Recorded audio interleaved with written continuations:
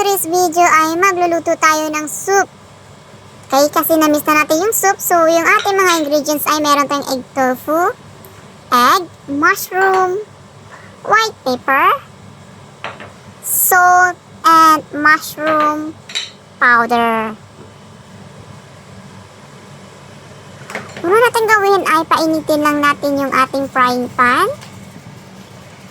At tapos maglagay tayo ng mantika. Tapos spread natin ito.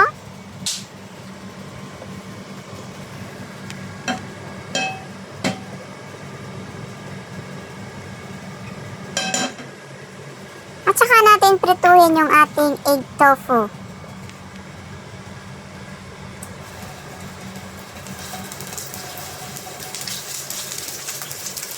Hiwain niya lang ng kahit ano or anong gusto nyong malaki dyan kasi yung akin hindi masyadong malaki. So, ipan-fry dyan natin to hanggang maging golden brown. Both sides.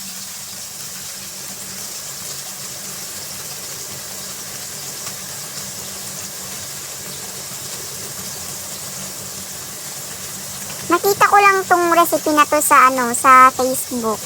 Yung nagpo-post ng mga Chinese. So, naisipan kong magluto nito. Mas masarap ata kung meron siyang shrimp. Kasi wala akong shrimp. Kung ano lang meron sa fridge, yun lang yung ginamit ko. So, ako lang naman yan kakain kasi wala akong, wala si madam dito.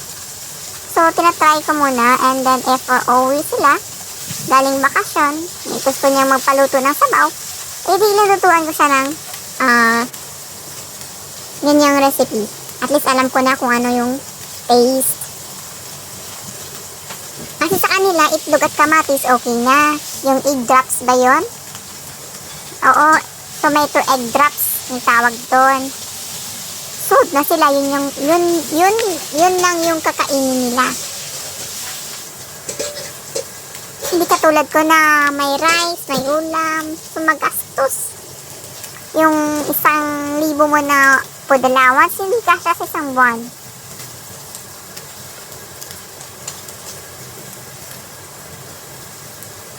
Kahit anong tipid mo, ang mahal kaya ng bilihin. Lalo na yung mga ulam. Sa isang araw, 3 beses ka kakain, may kape ka pa, o diba? Hindi talaga kasya yung 1,000. Pero sa awa, nalampasan din. Diba?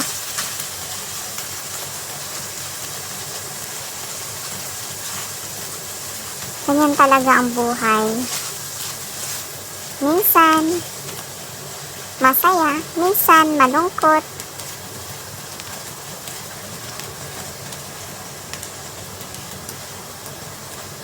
Pero lahat kakayanin para sa pamilya natin. Galaw-galawin natin yung ating pan-fried tofu para hindi siya masunog sa ibaba. Minsan nagluluto nakalimutan na. Ano namang ginagawa? Dito sa bahay 2 banda mawawala si madam. So, 2 buwan na haya yung buhay ng kanilang katulong. O diba?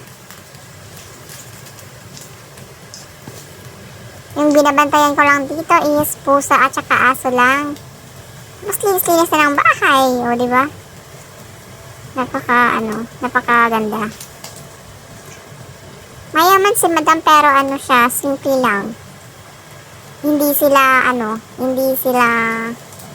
socialize. Medyo mabait na din.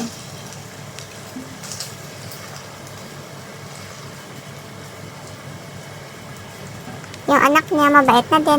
So, ayan na po, nag-golden brown na po yung ating egg tofu.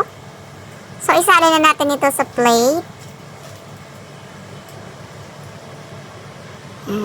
At papalitan na natin yung ating pan na yung malalim. Ayan. So, maglagay lang tayo ng tubig. Hindi na ako naglagay ng mantika dyan. Gusto ko yung hindi mamatikain. Kasi nga, naprito ko na yung egg tofu. So, naglagay Naglagay lang ako ng tubig, hindi marami, maliit. Konti lang siya. Kasi nga, mamaya yung ating mushroom ay matubig yun. Ayan po, nakulo na. Naglagay lang ako dyan ng nor. Kasi mayroon pa kong kalahating nor sa fridge. So, kinuha ko na at nilagay isang shrimp. Half lang yan kasi nagluto ako nung nakaraan ng ibang recipe. So, hinati ko na lang din para tipid. Tsaka naglagay ako ng white pepper, konting salt, konti lang kasi nga meron na tayong shrimp.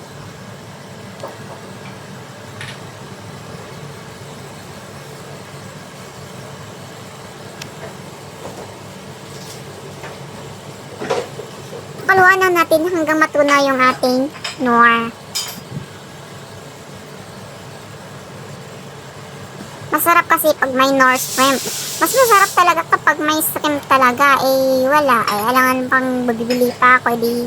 Dagdag gastos na naman. Magkano kaya yung shrimp na yun? Ang mahal. So, tiis muna tayo ng nor shrimp. At saka meron pala akong kamatis sa fridge. Nilagay ko na din kasi sayang din naman. So, pakuluan natin hanggang sa maluto yung ating kamatis. So, naglagay din ako ng mushroom powder.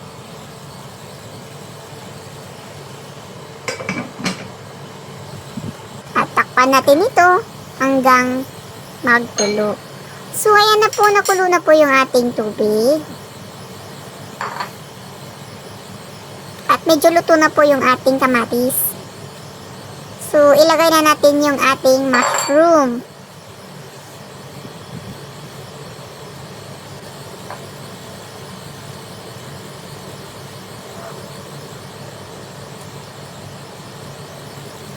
At saka, isunod natin yung ating pan-fried tofu. Pan-fried egg tofu. At saka, takpan natin ito hanggang sa kumulo uli.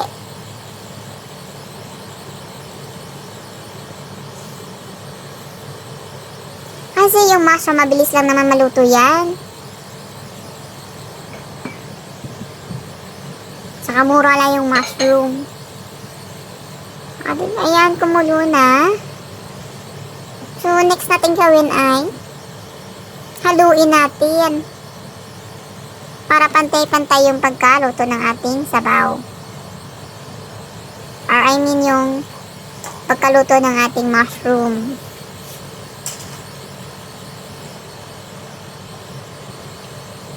Next ay titikman na natin kung tama na ba yung lasa bago natin ilagay yung itlog.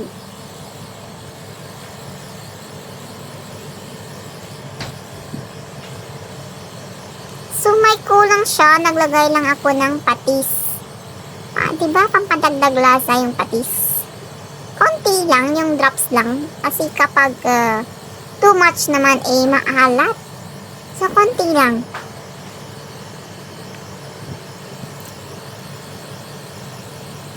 So, pakaluan na natin ito.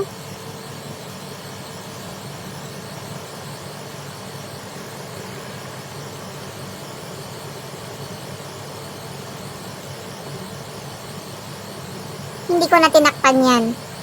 Hinayaan ko na lang siyang ng bukas.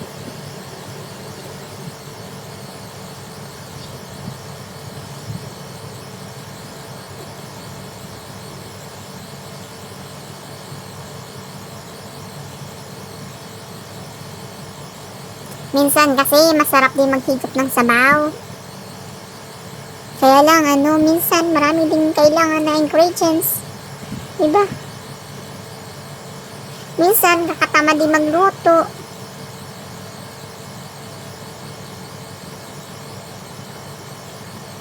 Pero mas okay na yung nagluluto kaysa bumili ka sa labas. Kasi kapag nagluluto ka 3 times or 2 times siyang kainin. Sa labas 1 time lang. O, diba?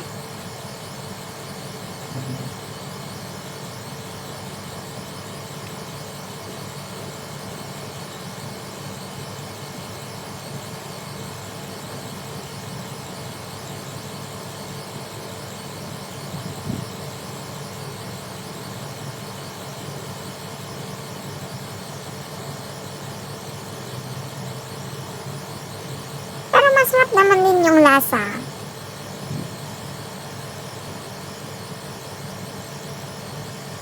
Kailangan din ng katawan natin yung gulay-gulay eh. Para iwas sa sakit. Kahit yan yung higupin mo kahit wala ng kanin, nako, mabubusog ka talaga. So ayan, haluin natin uli.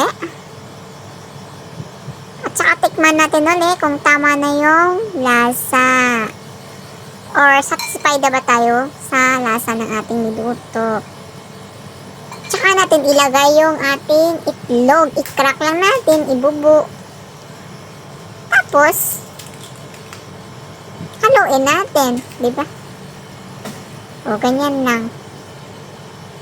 Tapos, bilisan natin at haluin para hindi siya maluto agad. Yan, haluin natin. Parang egg drops. Haluin natin para hindi magbuo-buo yung itlog. So, ganyan lang kasimple yung ating nilutong sabaw. So, next natin gawin ay maglagay tayo ng cornstarch mixture para lumapot ng konti yung ating sabaw. Mas masarap kasi medyo lapot-lapot ng konti.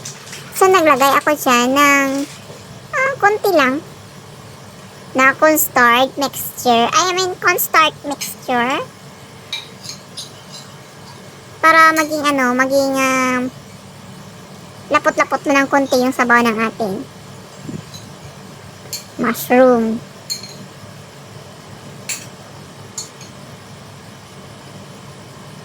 Medyo natagalan pa nga ako dyan kasi late ko na naalala. Ay, mas kailangan pala ng cornstarch mixture. Ayan na po, naglagay na ako ng cornstarch mixture.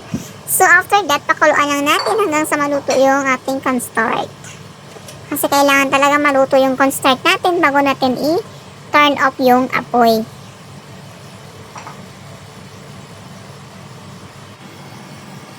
So, ito na po yung ating masarap na sabaw.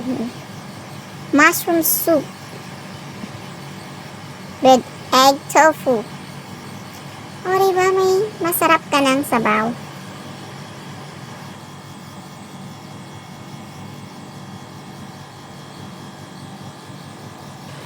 At saka patayin niya natin ng ating apoy. Ayan, na ready na ang ating soup. Thank you for watching.